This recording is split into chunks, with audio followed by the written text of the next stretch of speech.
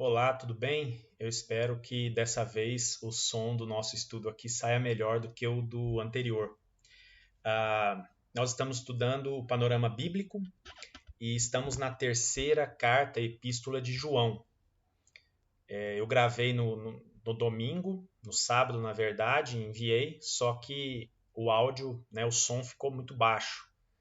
Então, vamos ver se dessa vez fica melhor. Vou mandar de novo aí para vocês. Estou mandando, então, é o mesmo estudo que eu havia postado, tá? Eu vou excluir aquele assim que eu postar esse no meu canal do YouTube.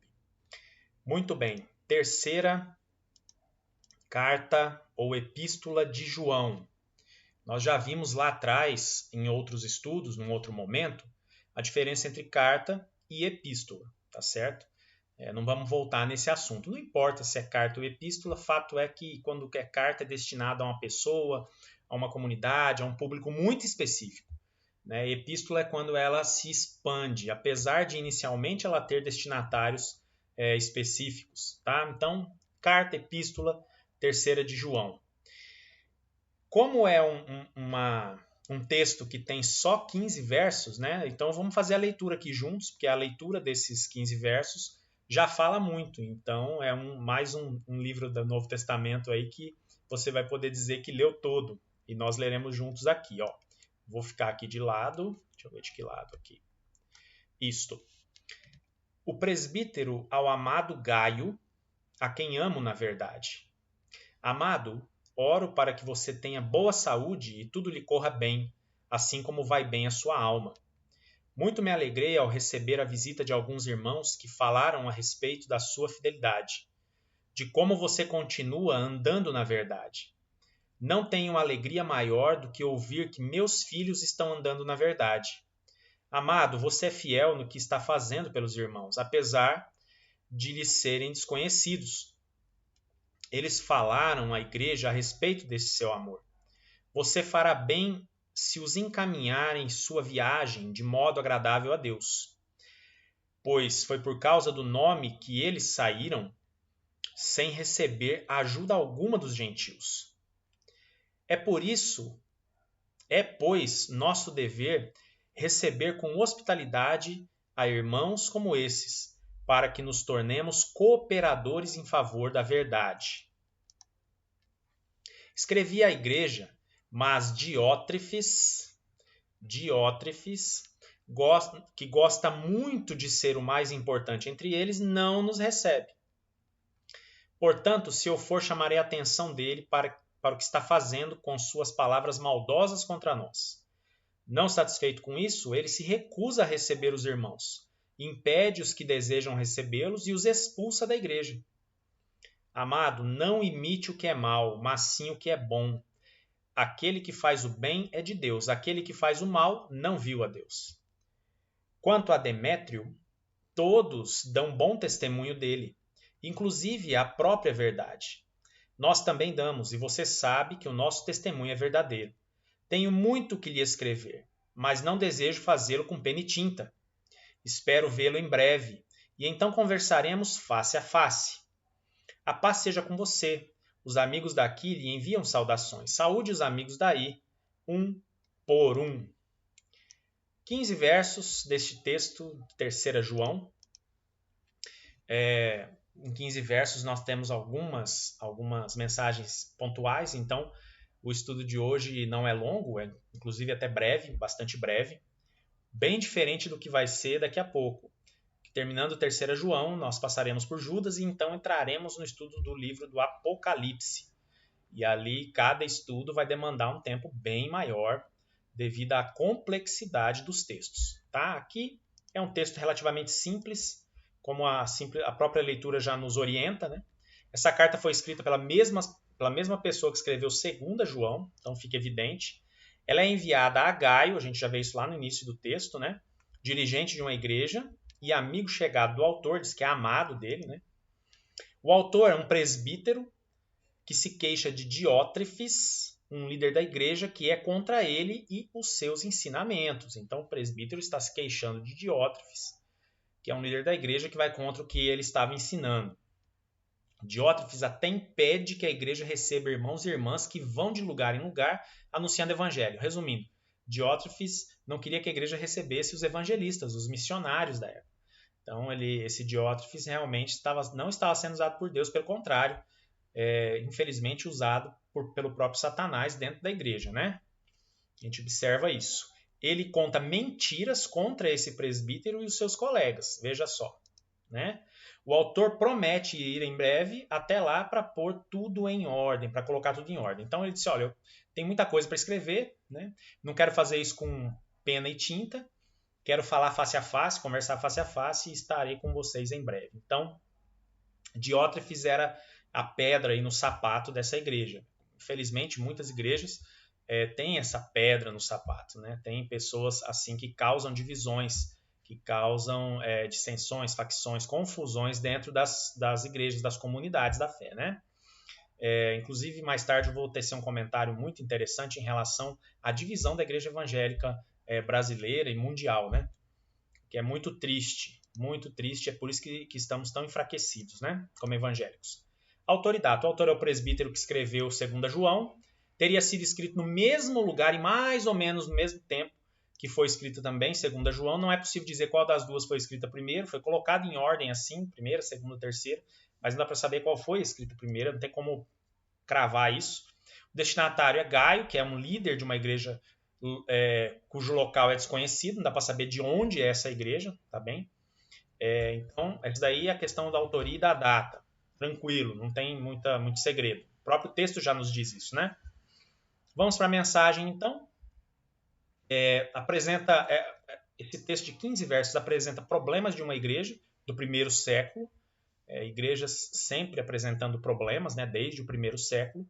Mostra como é que os líderes procuraram resolver esses problemas, tá? E infelizmente a gente não sabe o desfecho dessa crise.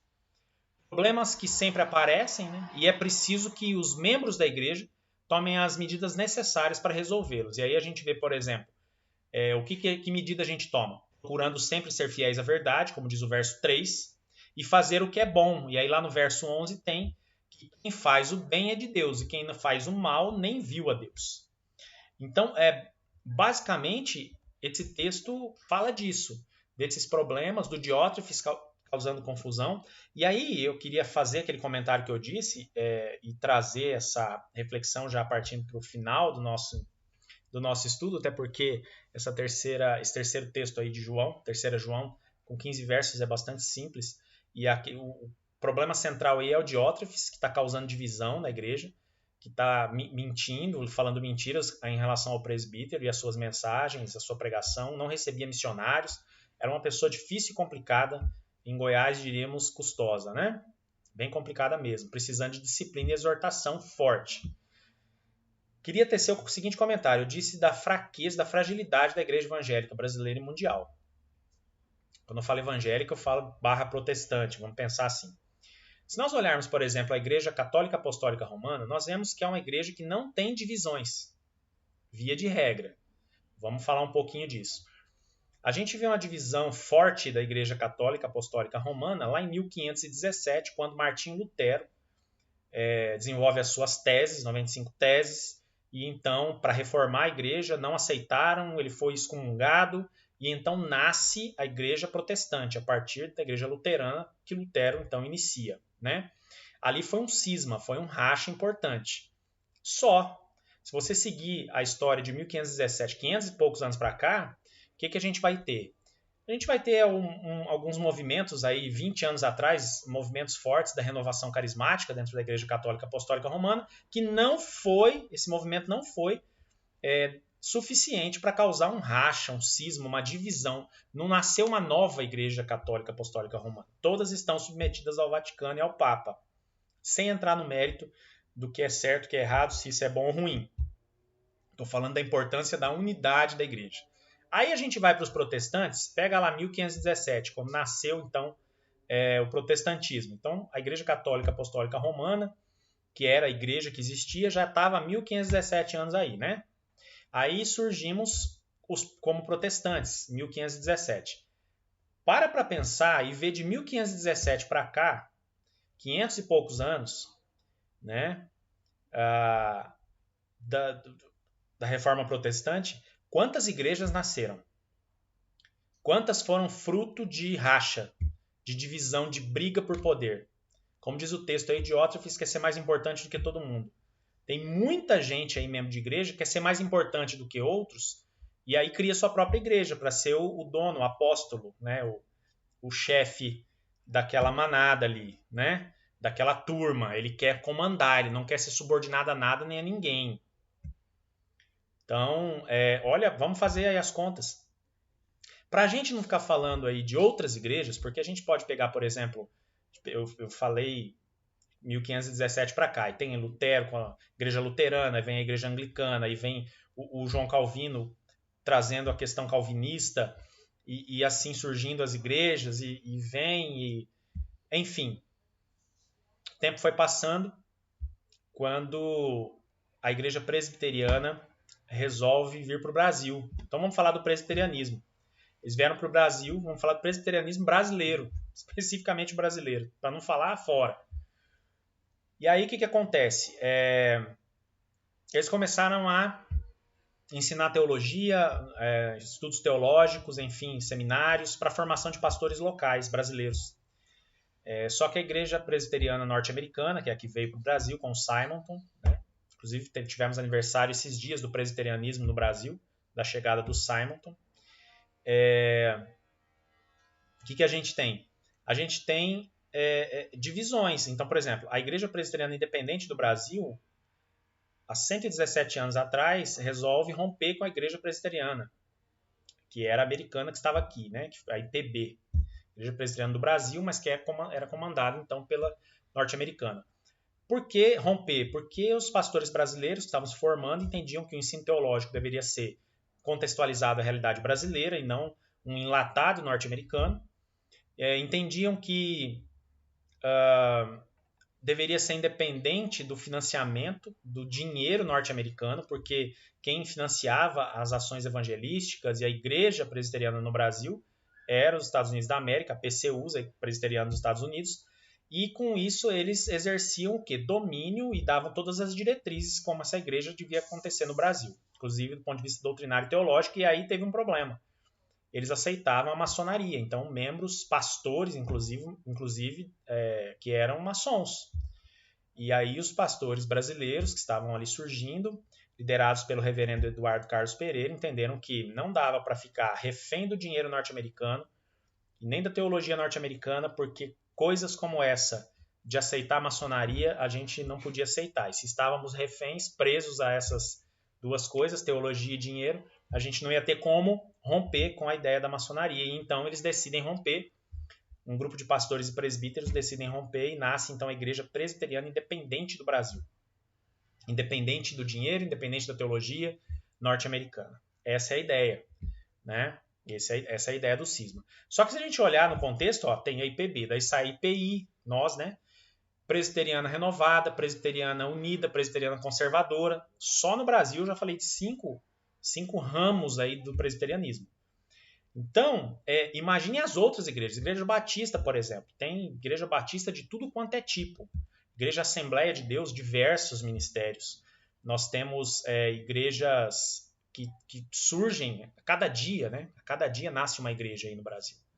Então, se a gente pegar a onda dos 20 anos para cá, surgimento das comunidades alternativas, vamos dizer assim, igreja de tudo quanto é tipo, de tudo quanto é jeito, e não necessariamente subordinadas a alguma coisa.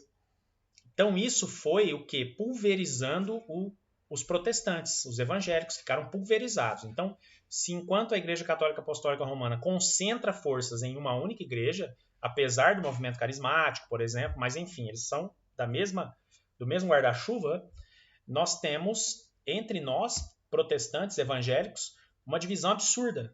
Então, divisão doutrinária, brigas. Tem gente que chama os presbiterianos, não chama de irmão, chama de primo, porque nós temos a prática do batismo por aspersão e não por imersão, né, por mergulho na água, e aí algumas igrejas entendem então que não fomos batizados.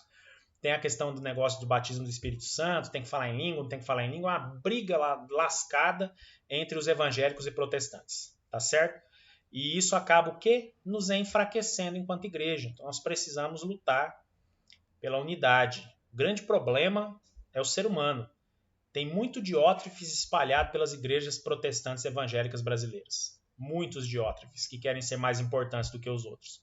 Que Deus nos ajude, que Deus nos abençoe, que Deus nos faça ser homens e mulheres humildes debaixo da direção e do poder de Deus nas nossas igrejas. Que não sejamos como diótrefes, que sejamos como Demétrio, que todos falavam bem, que todos davam um bom testemunho. Que sejamos como Demétrio, falado aí nessa terceira de João, nesses 15 versos. Eu espero que dessa vez tenha ficado melhor aí o som. Vamos ver se a gente consegue. Que Deus te abençoe, que Deus abençoe a sua família, a sua vida essa semana. E até o nosso próximo estudo, nosso próximo vídeo.